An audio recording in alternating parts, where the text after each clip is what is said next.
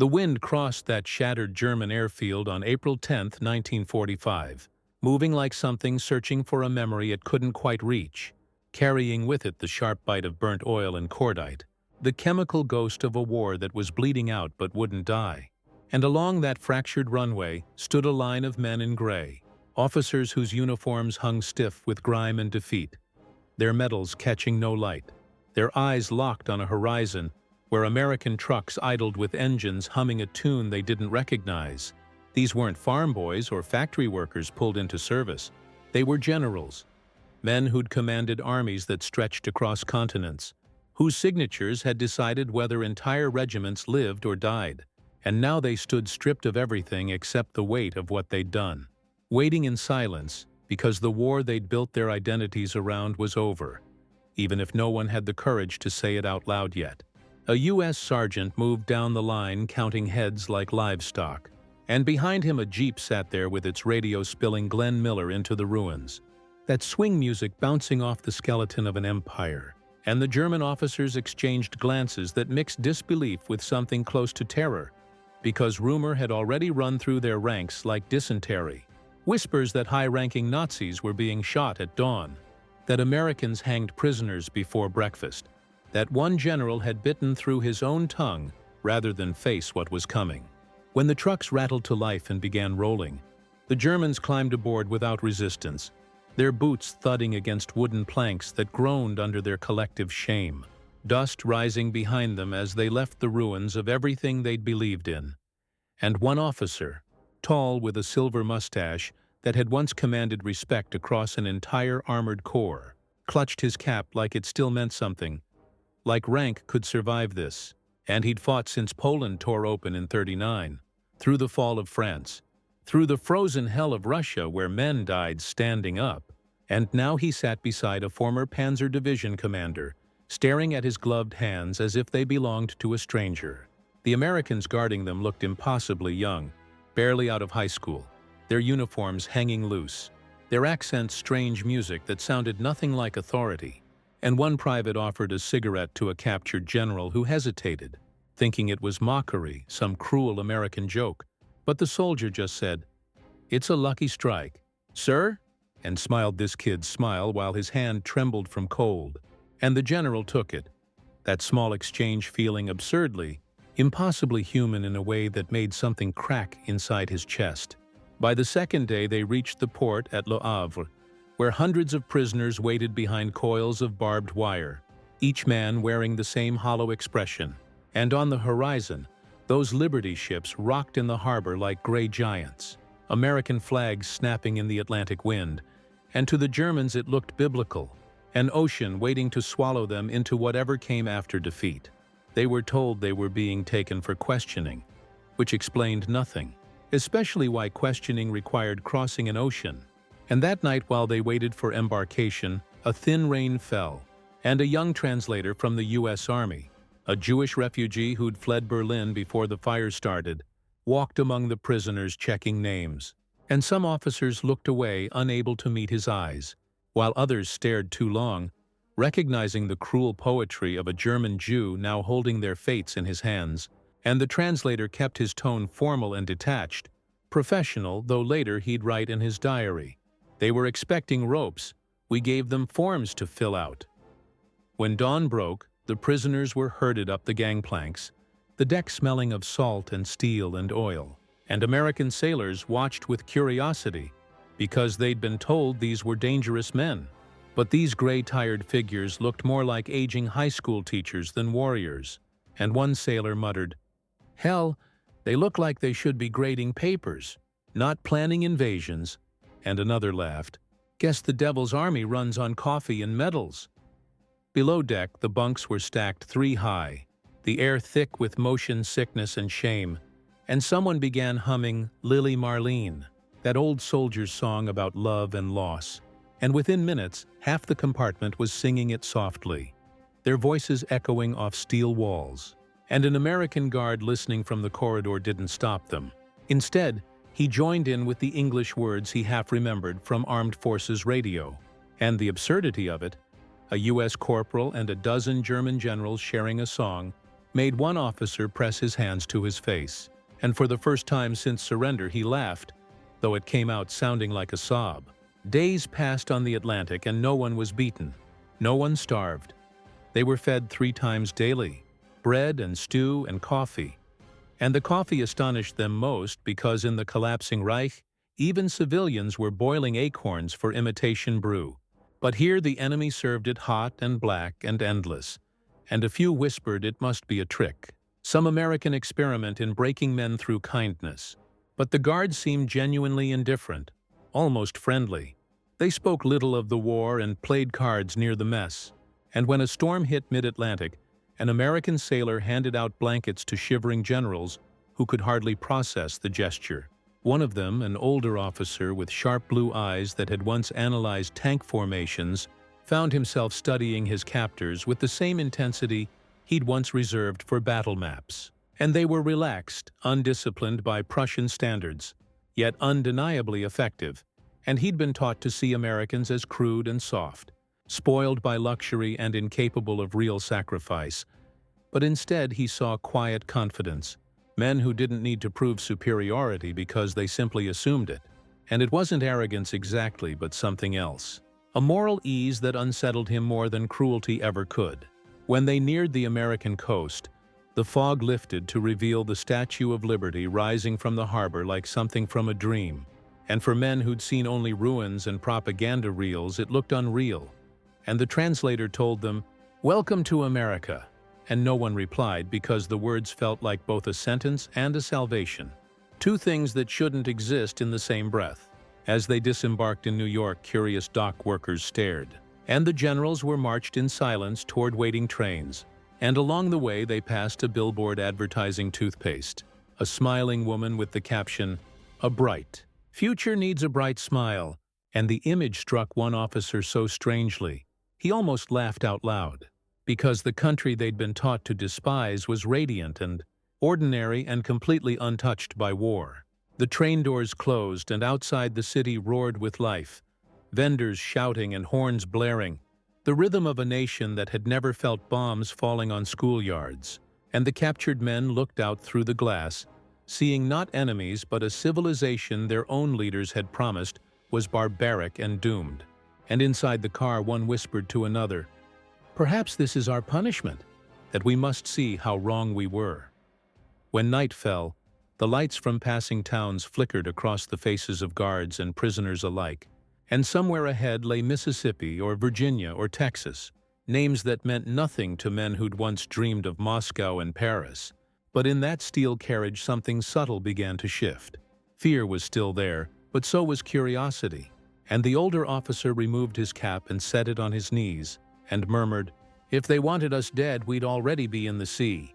And another nodded, staring out into the dark blur of the American countryside. And none of them knew it yet, but this journey across the ocean, across pride, was the beginning of their education in what defeat actually meant. And as the train curved into the vast sleeping land, one question lingered among them all like smoke. What kind of victor shows mercy to men like us?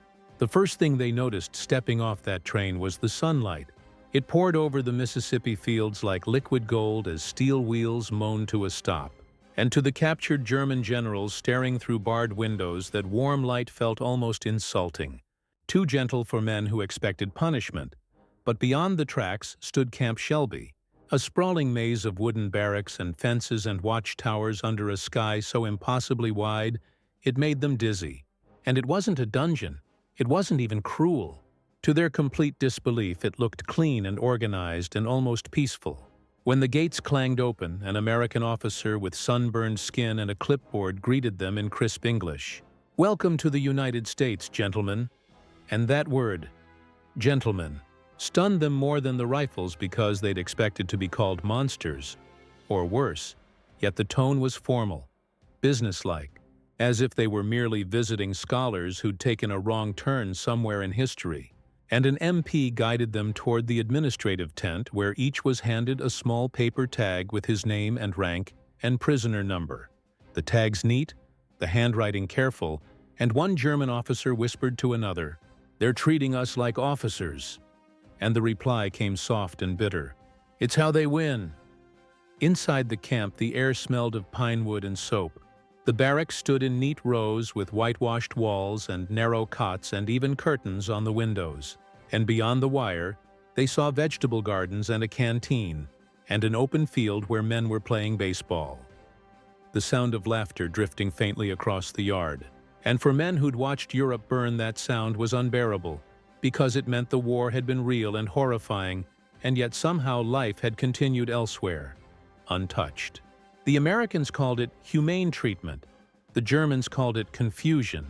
Because in Europe, prisoners vanished into basements or were shot on roadsides or starved in transit.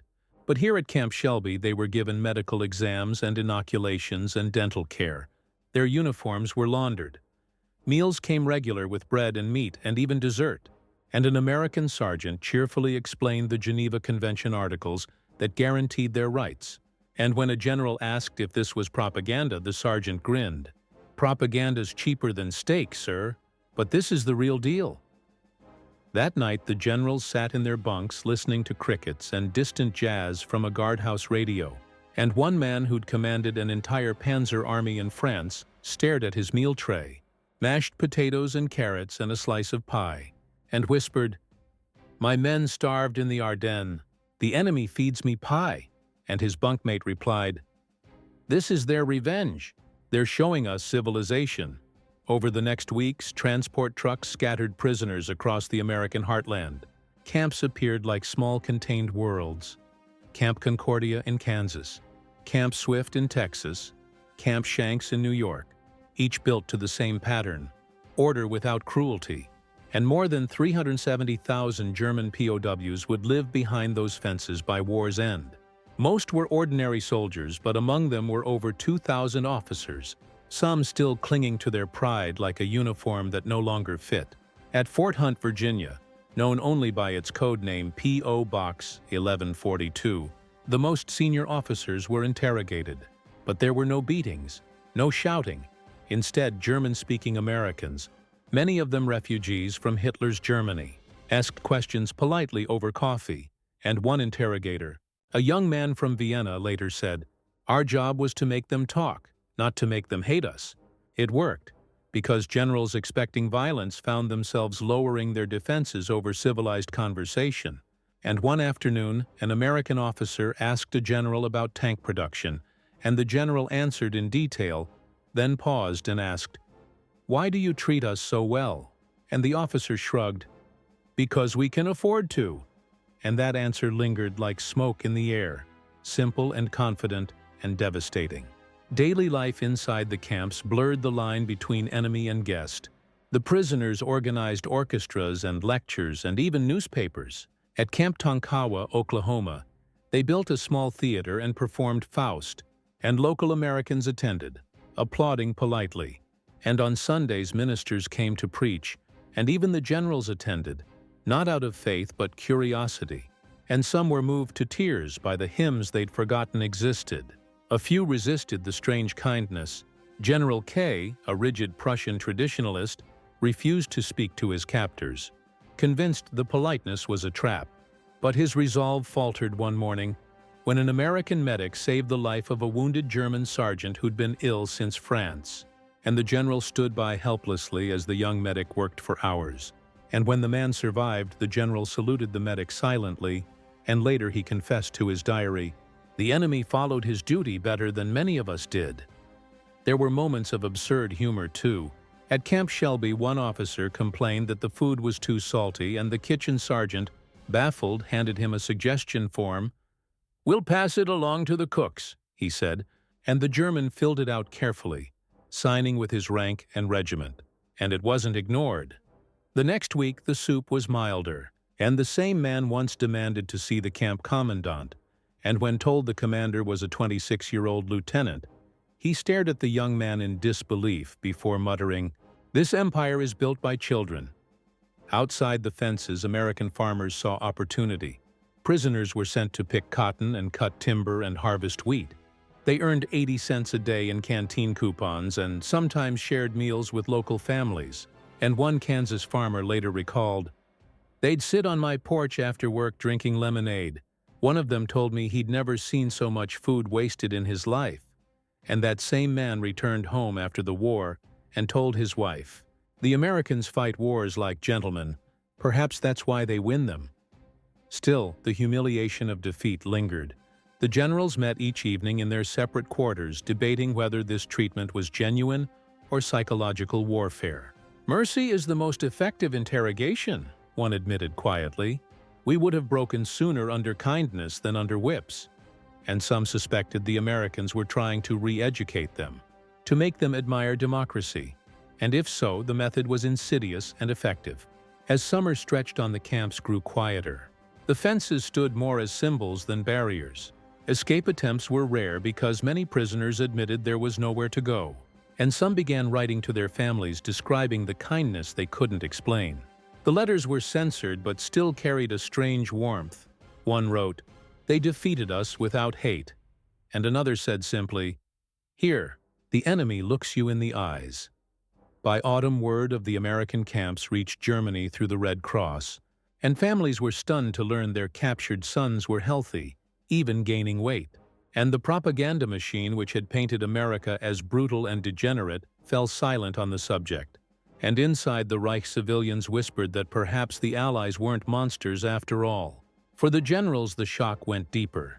Each day behind those fences chipped away at their certainty about superiority, about discipline, about what strength really meant, and the world they'd fought to preserve. The one of iron will and racial destiny seemed smaller now, almost childish compared to the quiet confidence of a nation that served its prisoners pie and coffee. And one evening, an American guard noticed an old general sitting outside his barrack, staring at the sunset beyond the wire, and asked, "What are you thinking about, sir?" And the man hesitated before answering, "That maybe mercy is a weapon too." And the guard didn't reply. The crickets began again, and the light faded into gold. And far away, new trains were already bringing more prisoners, more men about to learn that kindness could wound more deeply than cruelty ever did. Mornings began with the clang of the mess bell rolling across the camp like an order no one could disobey. And the generals rose at the same hour each day, boots polished by habit, collars straight even when the starch had worn away.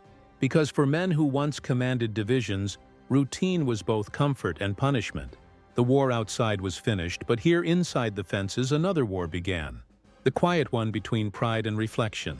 The barracks at Camp Clinton in Mississippi were alive with small noises, the scraping of chairs, the hiss of boiling coffee, the low hum of conversation that always fell silent when guards passed. And every morning General Friedrich, a former staff officer on the Eastern Front, set up his chessboard on a wooden crate near the window, and across from him sat Colonel Weber, who had once believed in the Reich's destiny as surely as in gravity, and now they played in silence. The pieces moving like echoes of strategy long rendered useless, and Friedrich called it "our new front." And each game lasted hours not because of complexity, but because neither could bear to lose again. Outside the camp pulsed with life. Prisoners worked in gardens, fixed fences, built benches from scrap wood. And the Americans allowed them to manage their own order, something astonishing in itself. And they held lectures on engineering and politics and even literature. A few generals spoke about Clausewitz, but others more quietly about guilt. And some of the younger officers listened, their expressions caught between awe and unease. As the heat rose, an orchestra began to rehearse in the recreation hall, violins salvaged from donations, drums made from barrels, and their music drifted through the air, blending with the buzz of cicadas. And one afternoon they played Bach, and for a moment even the guards leaned on their rifles and listened. And a sergeant whispered, "Hell, they play better than our radio." And the camp for that instant felt more like a forgotten college than a prison. By autumn, the generals had created routines that mimicked order, but hid emptiness. They formed choirs and built model ships and debated politics in whispered tones. And the Americans encouraged it, knowing idleness bred despair. Yet within that civility lay a growing unease because kindness gave them time to think. And at night, when the floodlights burned pale over the wire, conversations grew more honest. And the same men who once toasted victory now questioned its meaning. "We were taught we fought for culture," one said, his voice trembling. "But what culture burns children alive in Dresden?" And another replied bitterly, "Ours didn't, theirs did." But even that defense collapsed under the weight of conscience, because the camps had become laboratories of reflection. Letters from home arrived each week, most written on rough gray paper, the ink smudged by tears or rain, and they spoke of cities in ruins, of wives lost, of children growing up in hunger. And reading them, the generals realized that while they'd been spared death, they hadn't escaped judgment. "The people hate us," said Colonel Weber, folding a letter with shaking hands. "They say we fled to luxury while they starved." And Friedrich answered quietly, "They're right to hate. We served an idea that devoured them." There were moments when pride tried to rise again. Some prisoners still addressed each other by rank, clicking their heels at attention. But the pretense faltered whenever the Americans treated them with unshakable politeness, because it was hard to believe in superiority when the man guarding you offered you extra rations. And one officer remarked, "They treat us as equals because they no longer fear us." And the words hung there like truth no one wanted to acknowledge. A Sunday service changed everything. A local pastor visited offering communion to whoever wished to attend, and the small wooden chapel filled with sunlight and silence. And when the pastor read, "Blessed are the merciful," a general who'd commanded a death squad in Poland stood and walked out, and he sat outside on the steps for hours staring at his hands. And later that evening he asked the camp chaplain for confession. It was the first time he'd spoken of guilt aloud. And across the camp a new sound began to echo each evening.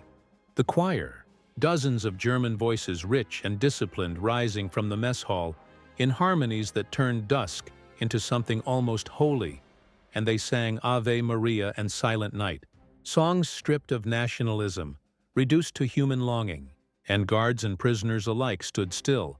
And one American lieutenant later said, "For the first time I pitied them." Among the guards was Private Allen, a farmer's son from Iowa who'd lost 2 cousins at Normandy, but felt no hatred for the men behind the wire, and he often walked the perimeter at dusk, stopping to talk with Friedrich about crops and chess and home. And one evening he said, "You know, General, I thought I'd hate you, but you sound like my father." And Friedrich smiled faintly. "Your father must be very stubborn." And Allen chuckled. "He is, and he's alive. That's all that matters." And when Allen left for the night, Friedrich remained at the fence looking at the horizon, and he'd later write in his journal, "The enemy sees me as a man. That is harder to bear than seeing me as a monster." As winter came, snow fell over the camp, softening the wire into silver lines, and the prisoners built small Christmas trees from pine branches and painted ornaments out of tin cans. And on Christmas Eve, the orchestra played before a packed hall.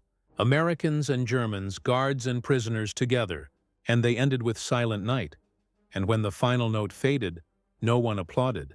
Some wept silently, and that night a general wrote to his wife, "Our enemies have given us what our leaders could not, peace of conscience." But peace was fragile. A few officers, unable to bear the collapse of their ideology, withdrew into bitterness, and they whispered that this American kindness was only a trick to make them soft before interrogation. And one even attempted escape only to surrender himself the next morning, shivering and ashamed. And he told the guards, "I realized there's nowhere to run from defeat." And the Americans didn't punish him. They gave him coffee and sent him back to work detail. Life went on. Choirs rehearsed, chessboards filled with silent wars, and confessions multiplied. And each day blurred into the next, measured not by violence, but by thought. And the camp had become a mirror, forcing every man to confront what he saw when uniforms no longer mattered. And when spring returned, a Red Cross representative visited and declared the conditions exemplary. And the generals stood at attention as the Americans translated the praise. And it was meant as acknowledgement, but it sounded like irony because they'd once ruled through fear, and now they were being congratulated for good behavior. That night under a pale moon, Friedrich found himself unable to sleep, and he walked outside past the empty guard towers and listened to the faint music still rising from the mess hall. The choir was singing again, softer this time, the words almost lost to the wind, and he closed his eyes and realized the melody was no longer about loss. It was about forgiveness, and he looked toward the gate, wondering what would happen when it finally opened. Would they walk out better men or merely quieter ones? And he thought of the farmer's son from Iowa, of the medic who saved the sergeant, of the coffee and the chessboard and the songs, and perhaps this was the real battlefield now, not between nations, but within the soul. And as the last note of Ave Maria vanished into the night air, Friedrich whispered to himself, "We have been conquered twice, once by arms and once by decency." Spring 1946 arrived like an exhale after years of holding breath. The war was over, but for the men behind the barbed wire, the quiet was almost more unnerving than the gunfire that had ended it. And at Camp Clinton, the German generals received orders one morning that preparations for repatriation had begun. Trucks would come in 2 weeks to take them to the coast. Then ships would return them to a homeland they no longer recognized. And the news rippled through the camp like wind through tall grass, soft and uncertain and laced with dread. General Friedrich sat on the edge of his bunk, turning the paper in his hands. And for months he'd dreamed of home, of the Rhine, of his wife, of the smell of rain on cobblestone streets. But now that freedom was promised, the word itself felt foreign because home was rubble, and he was no longer the man who had left it.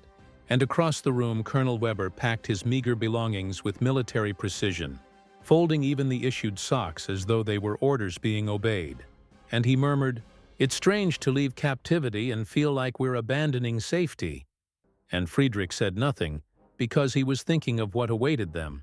Trials and suspicion and perhaps scorn. And he realized freedom wasn't the same as forgiveness. In the last days before departure, the camp seemed to breathe differently. The guards were relaxed, even friendly, and the Germans were allowed to walk outside the perimeter under supervision. And some took to sketching the fields or writing poetry in notebooks made from ration paper, while others simply stood watching the sun rise over the pines as if trying to memorize what decency looked like. And the Americans, perhaps sensing the moment, treated them with even more care. They offered cigarettes and photographs and even handshakes. And one morning, Private Allen found Friedrich sitting by the fence and said, "You'll be heading home soon. You must be glad." And Friedrich looked up slowly. "Glad, yes, and ashamed that I'm alive when better men are dead." And Allen hesitated. "Maybe that's why you're alive. To do something different with what's left." And the general studied the young soldier, then nodded once. "Perhaps that is the first order I can still follow." At night, the camp was restless. Some men drank the last of their canteen whiskey. Others argued about the future of Germany, whether it would stand again or disappear into occupation. And the radio in the guardhouse played quietly, broadcasting news of the Nuremberg trials. And the names were familiar: Göring and Keitel and Jodl, ghosts of authority now stripped bare in a courtroom. And when one of the younger officers asked whether they would also be tried, Friedrich answered, not for crimes perhaps, but for conscience. The morning of departure came under a gray sky. Trucks lined up beyond the gate, their engines rumbling low like a reminder of the world waiting outside. And the prisoners filed out carrying small duffel bags and folded blankets. And each shook hands with their American guards, a ritual both solemn and absurd, because the same men who'd been called monsters now thanked their captors for decency. And one officer saluted, another crossed himself. And when Friedrich reached the gate, he turned once more toward the camp, and the choir was singing again, faint but clear, the same song that had carried through the winter, silent night. And it was spring, yet the melody still felt like a prayer for the dead. The trucks moved through the countryside, passing farms and towns untouched by war. Children waved from porches. One old man in overalls tipped his hat. And for the prisoners, these glimpses of normal life were more humbling than defeat itself, because they saw a nation that had not been bombed, that had not burned its cities to ashes, and yet had still managed to conquer the most dangerous army on earth. And Colonel Weber whispered, "They've won without losing themselves." At the port, Liberty ships waited once more, their hulls rusted but sturdy, and the same ocean that had carried them into captivity now promised return. But as the men climbed the gangplanks, the mood was heavier than it had been on arrival, and the Americans handed out Red Cross parcels, chocolate and cigarettes and soap, and wished them luck. And one sergeant said, "Go rebuild your country. Maybe this time start with kindness." And the words landed like a benediction and a challenge at once. During the voyage home, the sea was calm, but the minds aboard were not. The generals gathered on deck in the evenings, staring at the water that stretched endlessly toward Europe. And Friedrich found himself unable to sleep. He kept remembering the American soldier who'd saved a dying German sergeant, the farmer who shared lemonade with his captors, the boy from Iowa who spoke like a philosopher, and each memory gnawed at the old scaffolding of pride. And he realized that somewhere between surrender and departure, the enemy had taught him the meaning of victory.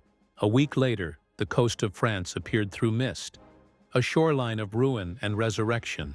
And as they disembarked, Allied officers handed each man papers confirming his release, and some kissed the ground, others wept silently. The air smelled of coal smoke and salt, and a few civilians watched from a distance whispering, and no one cheered, because these weren't heroes returning but men marked by the war's shadow. When Friedrich reached Germany, the landscape broke his heart. Cities were flattened, rail lines twisted like wire, children scavenging through rubble for food, and his home in Cologne was gone. In its place stood a crater filled with rainwater, and he stood there for hours holding a handful of broken bricks. And the neighbors recognized him but said nothing, because what could they say to a man who'd served the Reich? And that night he slept in a church basement, the same church where he'd once been baptized. Weeks later, a letter arrived from America. It was from Private Allen. The handwriting was uneven, but the words were clear. "I hope you made it home safe, sir. I'm back on my farm. We're planting corn this week. I sometimes think about those evenings you taught me chess. I beat my father now. Guess you did win something after all." And Friedrich folded the letter and placed it in his coat pocket. And for the first time in months, he smiled. The following Sunday, he walked to the local schoolhouse where displaced children gathered for lessons. And the teacher, a weary widow, recognized him and hesitated. And he said simply, "I used to teach strategy. Perhaps I could teach arithmetic instead." And she nodded, unsure what to make of him. And as the children filed in, Friedrich took a piece of chalk and began writing numbers on the board. And outside, church bells rang faintly, blending with the sound of laughter. A fragile sound, but real. Years later, when he was asked by a historian what captivity in America had meant to him, Friedrich replied, "It was where I stopped being a general and started being a man." And he paused, then added, "They conquered us without cruelty. That is a harder kind of victory to live with, but also the only kind worth remembering." And as he looked at the young interviewer who'd never seen war, he smiled again. And he said softly, "Perhaps the war truly ended not when we laid down our weapons, but when we learned to look our enemies in the eyes and saw human beings looking back." And the words hung there in the quiet room like the final note of a song that refuses to fade. And somewhere across the ocean, in an Iowa cornfield, a farmer paused his work and thought of a German general who'd taught him chess, and the wind moved through the stalks, carrying with it the memory of mercy, that strange and terrible weapon that had won a war without firing a single shot. The memories of World War II remind us not only of the price of freedom, but of the strength of the human spirit. Let us preserve their stories, so they are never forgotten. Please subscribe to help keep these memories alive.